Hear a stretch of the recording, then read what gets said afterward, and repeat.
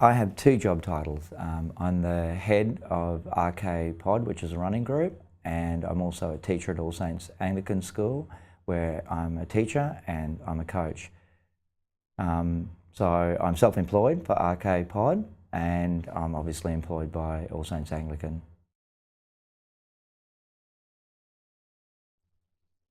My job as the head of RK Pod is to make sure all the programming is correct for all of the runners, and we have people who are running from 10k, not many 5k runners, but from 10k through to ultra marathon.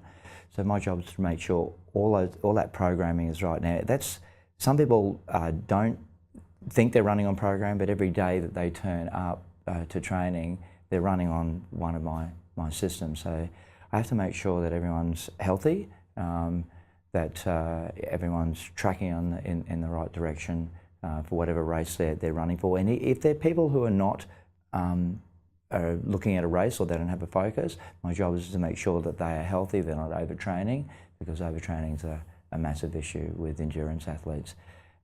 With my job at All Saints Anglican, obviously my teaching job's my teaching job, but my role as head of cross-country and athletics is to make sure that, again, all my athletes are on track, again, not overtraining, make sure for little kids, make sure they're happy, they're healthy, and they enjoy what they're doing.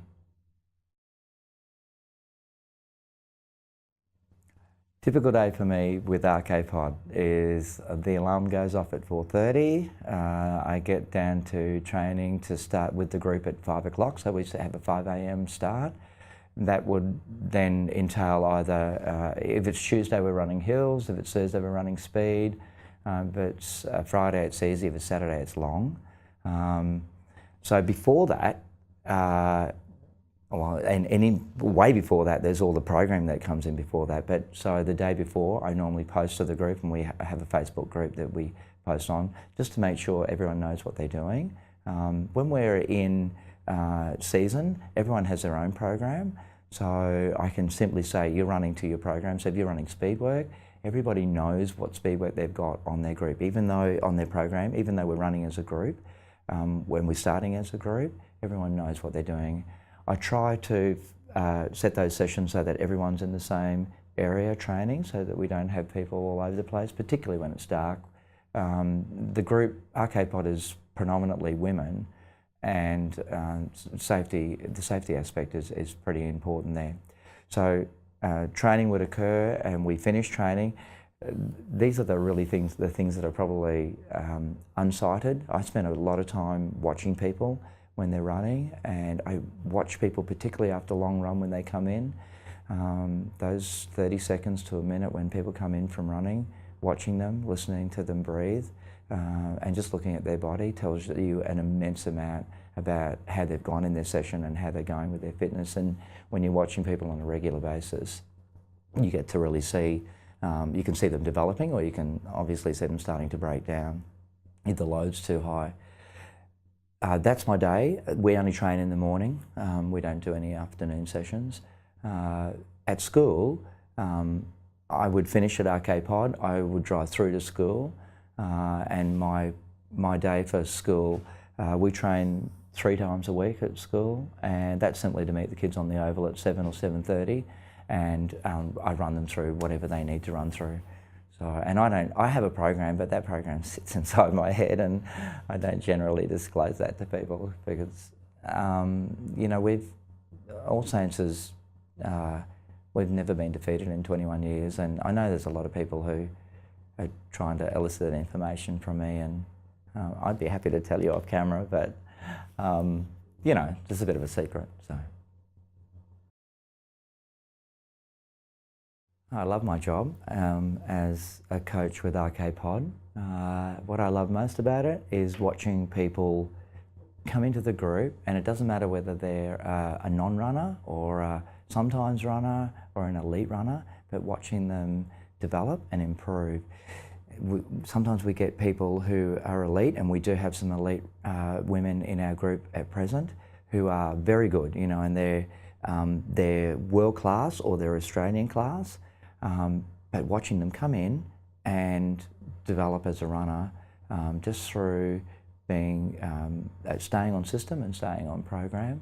I love watching the non-runners come in, and we get some people, and we've had a number of people come in, and they are what I would call obese. You know, they're quite overweight, and just watching them change. Their weight drops, they get fitter. Weight drops, they get happier, and it changes them.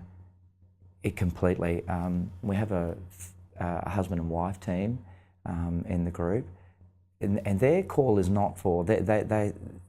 Tim says to me, I love being in the pod, and he said it's not about racing. Even though he came to us just to get fit, he said, "Oh look, I'm going to run 10K." But last year he ran his first marathon, and this year he backed up for a second marathon. So this is a man who was just simply wanting to effectively save his life so that he wouldn't pass away early.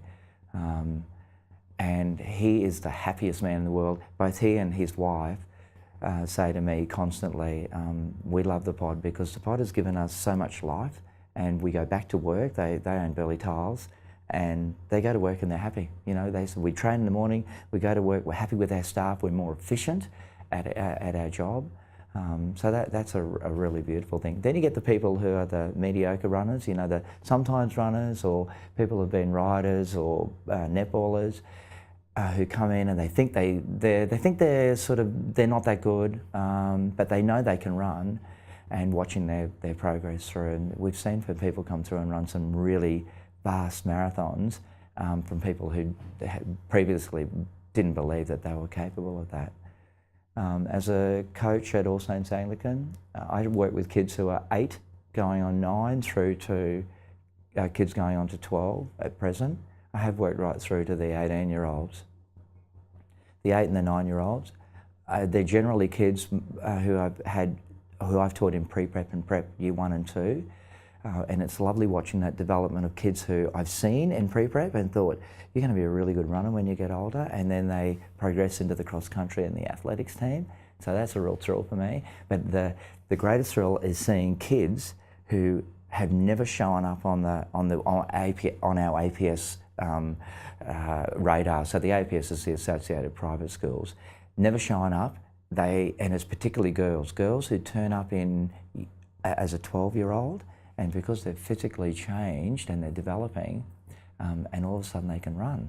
And so they come to training, they make the APS team, which is just an absolute thrill for them. A lot of them are, they're sort of like, they're not high flyers, and so all of a sudden the kids in their peer group see them differently, and it affects their academic work. And so it's not just running for me, there's a whole lot of side spins to that, and watching kids develop in that way and seeing the positive influence on their lives and also on their parents' lives.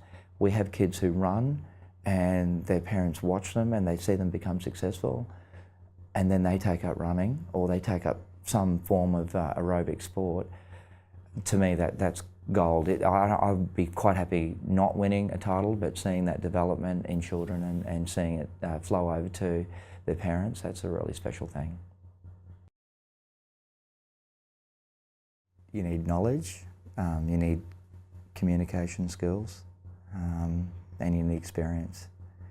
Those 3 things, they're easy to gain and they're difficult to gain. Working on your communication skills, I think we all need to do that. As humans, we're not the best communicators, but you have to be able to communicate. If you're going to be dealing face-to-face with people on a daily basis and you're going to try and deliver some sort of fitness program or health program, you need to be able to talk to people. Human relationships are the key. As a teacher, I know that you can have a wealth of knowledge and a wealth of understanding of curriculum, but unless you can form a relationship one-on-one with the person that you're teaching and with the kids in your class, it's more difficult to convey the information that they need to learn. So if you have a personal relationship with people, that learning and the transfer of information is really easy. I chose my career path for RK Pod in 2012 because I had 2 people in the space of a week ask me about running a marathon. That led me to believe that there might be more people who want to run a marathon. And even though I had spent a great deal of time providing programming for various people individually and privately, I sat down over a weekend and I wrote a marathon program. The marathon program was 40 weeks long, which I felt, I don't look outside, I never look at what anyone else is doing. To me that matched up with my knowledge, and I thought, okay, 40 weeks is right. I wrote the program, I put it onto Facebook and launched a group and invited people who wanted to run. And from there, the RK Pod was initiated and came into function. As a teacher and a coach, well, I think teachers are born; they're not made. So I was always going to be a teacher. My running and how that developed as a coach. When I was in year 10, I ran all my life. My father actually was a really fantastic AFL umpire, and so he ran all the time. We lived in Papua New Guinea, so we didn't have TV or any of that sort of stuff. We spent our life, I rode beside my dad, he would run, and we would run together on the oval. When I went to boarding school, I didn't read till quite late. I was year 10 before I started reading. I could read, but I wasn't very good. In year 10, I started to explore more about the understanding of running, and that was just purely because I was running and I was interested in how people became really good at what they did. So I found some books by Lydiard and started reading those, and Percy Cerutty. And I just took all the information and the way that they trained people, and then I started training myself. At university, I studied PE in my education degree. As a coach, I have no degrees at all. I have no qualifications. I have nothing as a distance runner. I'm a qualified coach with Athletics Australia simply because I've done the level 1 coaching, and the reason I've done that is because I want to be attached to Athletics Australia, and they also give you some coverage and some insurance through that. So I have no qualifications, and I'm probably the least qualified running coach that has the amount of success that they could possibly have. I know that there's a great push for people to be qualified, and I certainly encourage that. For people who, if you've not been in the field, for example, if you want to be a fitness coach, or you want to be a running coach, or you want to be a triathlon coach, if you've not actually been in the field and you haven't experienced that as an athlete, then you really need to get your qualifications, because it's quite difficult. If you've been in the field, there's a lot of stuff to be learnt through being qualified. I know that.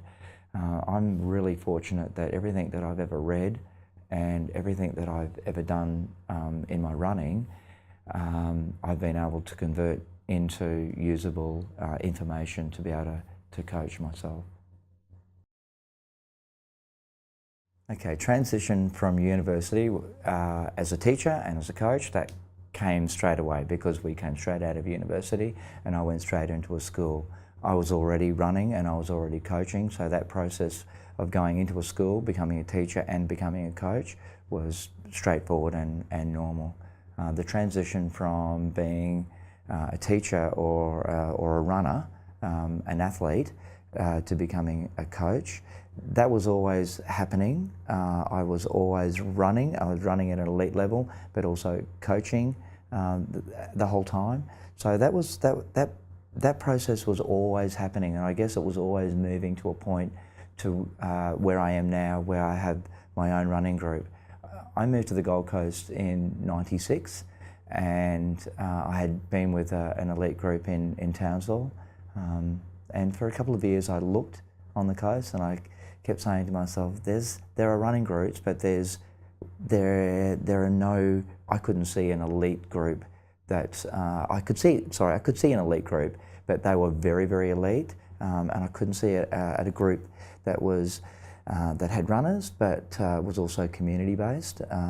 That didn't seem to exist, and everything that I saw was at that stage was a paying group, and so you had to pay for the coaching.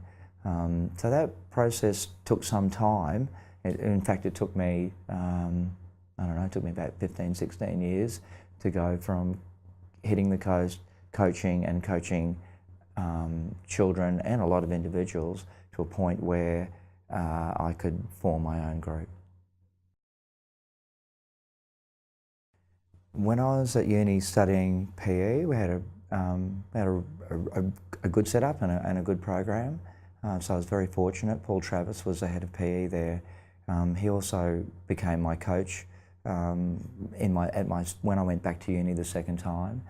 So I had a good foundation there. I would have liked more information on nutrition. I think that was severely lacking when I was at university in the 80s. I think now I'd still call for that. I think nutrition's a really important thing. You can be an exceptional athlete and be gifted, but the fuel for your body is really important. And if you don't know how to fuel, and as a coach, if you don't know how to teach people how to fuel their body, you might be very lucky to get a freak athlete who will go all the way through, whether that's Olympic or state level or Australian level. But if you can't teach athletes to fuel properly, then that's the base level for all your health.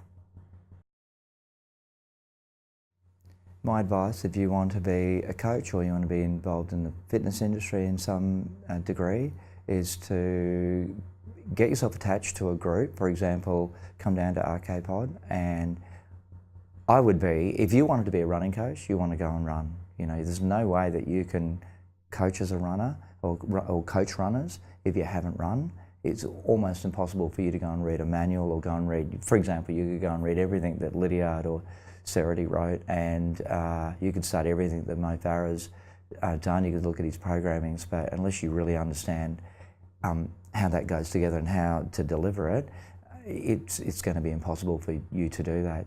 So find your running groups, find your fitness groups, find your triathlon groups, and go and volunteer, get involved, be involved in the program in the sense of running, and try to spend some time with the people who deliver that program and sit down and see what they do. So most people are, I think, pretty open about what they deliver. They might be a little bit cagey about the details of their programs, but most people are happy to say, this is what I do, this is how I do it, and the more experience that you get at that, the better you're going to be at adapting to that when you get into the field as a job.